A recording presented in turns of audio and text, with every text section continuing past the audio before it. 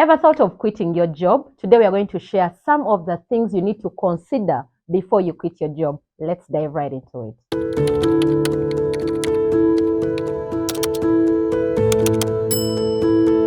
So, have you heard of a saying that if your presence is not felt, no, if your absence is not felt, then your presence is not needed. Mhm. That applies to us even at our workplaces. Because imagine you go home, maybe you have you're on a sick leave or something like that, and then somehow no one feels your absence.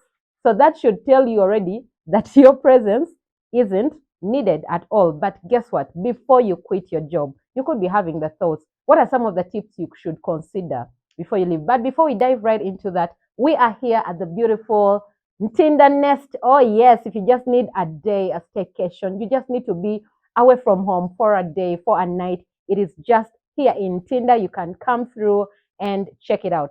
So we're going to be sharing because I've had very many people saying, "Oh, Majo, I want to quit my job. I want to start my own business. I want to be my own boss."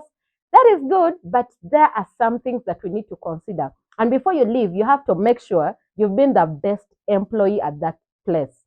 So, have you been recognized before? You know how companies recognize, oh, employee of the year, employee of the month. Have you? If you haven't, this is time for you to step up before you actually quit. Why is it important?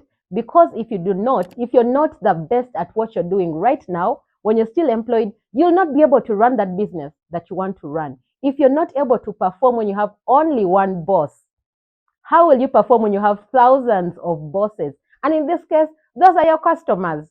Because here you get the whatever you're supposed to do from one person, you get everything to follow.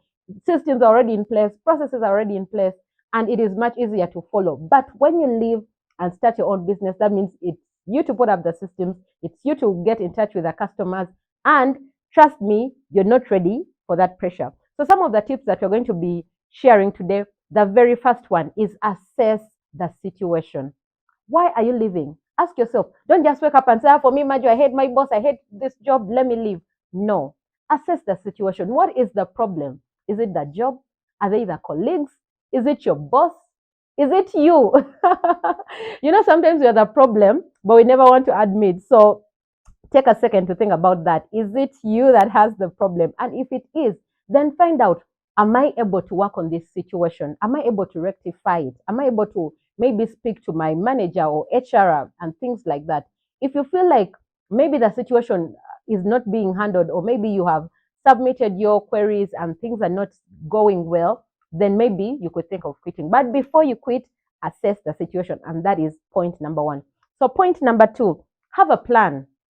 Do not just wake up and say, no, I'm quitting. Let me go. I'll see whatever comes around. No, have a plan. I've been a culprit before. I'll come here and share my story about how I quit my 8 to 5 without a plan and all the consequences that I had to go through. And I don't want you to go through the same. So you need to have a plan. And what this means is that before you quit, ask yourself, what do you want to do? Do you want to go start your passion? Do you want to go start a business? Do you want to go and sit home? That could be your plan as well.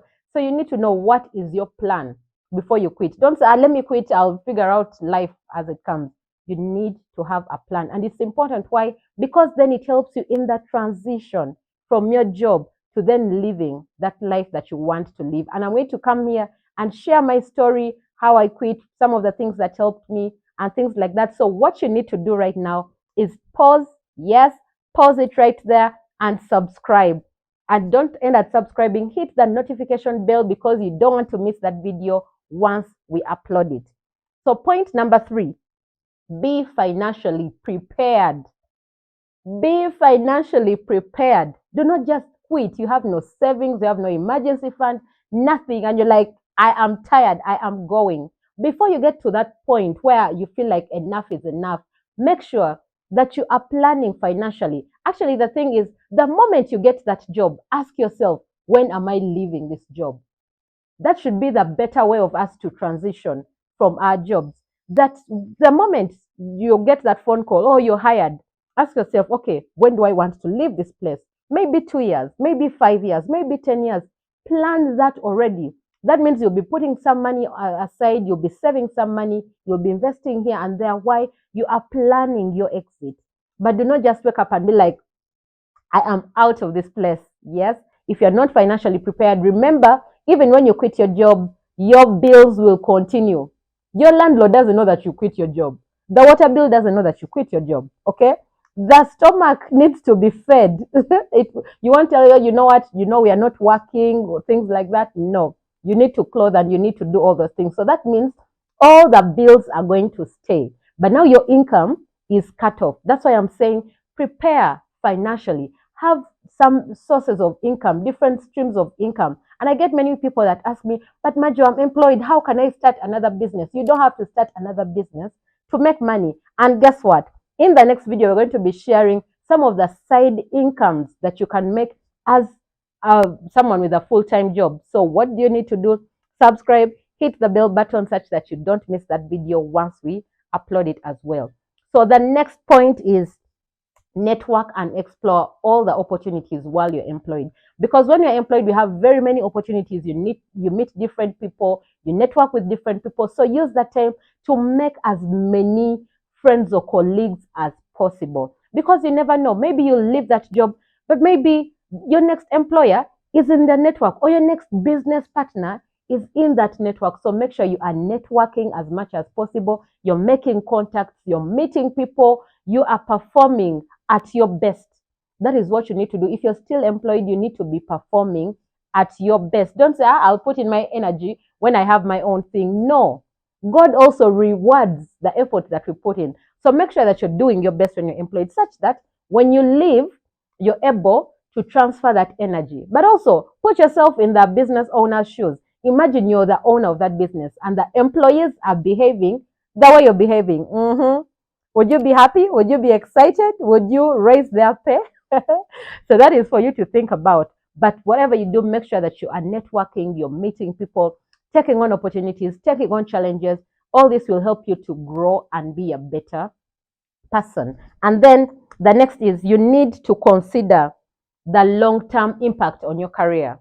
If it's your career, what plans do you have? And that's why I usually tell people, set your goals, even for the career. What are your career goals? Where do you see yourself in your career in 5 years, in 10 years? Then ask yourself, quitting this job, how is it going to affect my career? Is it going to help me go forward? Is it going to take me aback? Am I quitting my career, going into business, starting something new altogether? You need to have that conversation.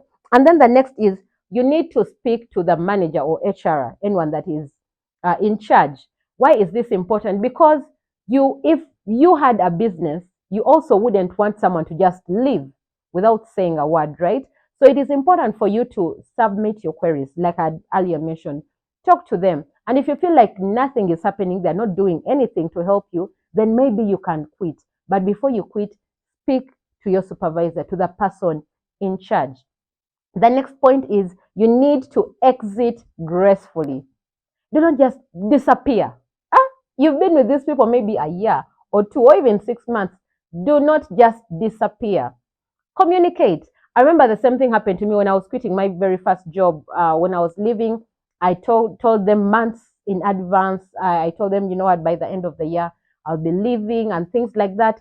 And what I did is I even recommended someone to step in my position. She was already working in the space, and I was like, you know what, this person is good. We can actually promote her to my position. And I spent time training the person who was coming next after me. So it is important so that you live in peaceful terms. Up to now, my former boss is still my friend because he knows I have Muschana. We have an NGO that helps girls. So whenever he sees maybe a grant somewhere, funding somewhere, he calls me, hey, Majo, apply for this, apply for the other. There is an opportunity here. Why? Because we left on very good terms. So it is very important because you never know. Maybe your next job, your boss is on the board somewhere, or maybe the friend is a friend to your former boss. So it is important. You know how they say that the world is small? It is really small. When you walk into that interview room and you see your ex-boss is on the interview panel, how will you react, right? So it's important for us to exit gracefully as we quit our jobs. And then the next is you need to prepare emotionally, but not only emotionally, even physically. Like you need to be prepared because it's going to be a bit draining, emotionally draining. And like I said, I'll come here and share my story about how the transition was really hard on me. but it is draining emotionally, because remember, you're used to this money coming in, or you're used to this waking up early, going to work, and having the processes you follow on a daily, having a system for your life. But now you are home, and that's where very many people get depressed and things like that, and it causes a lot of pain, especially even on your mental health. So you need to prepare emotionally. The next and the last one is you need to stay positive and optimistic. Stay positive. That if you feel like you've done everything and maybe you have submitted your queries, nothing is coming through, and you feel like you are ready for that transition, then you need to stay positive and take one day at a time. And if you feel like you're measuring whatever you said, I've actually done everything and I am tired, in the next video, we're going to be sharing how you actually transition from your job to your business and to whatever the next step is. So make sure you subscribe, hit the bell button so that you don't miss a video that you're going to upload. But share this video with someone. Maybe you know someone who is planning to quit. This could help them. So don't forget to follow on Instagram as well. Marjorie Natambi will share most of the details as well. So thank you so much for watching. See you in the next video.